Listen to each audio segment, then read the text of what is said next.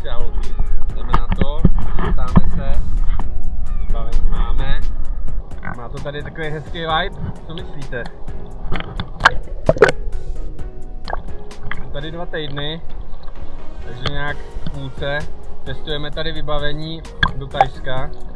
Zatím velká spokojenost. Uvidíme dál.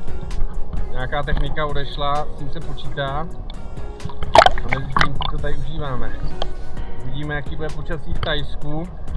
Sezóna tam začíná v listopadu. Takže jakmile skončíme v Egyptě, tak se přemístíme do Thajska. A budeme pokračovat dál. Tak zatím.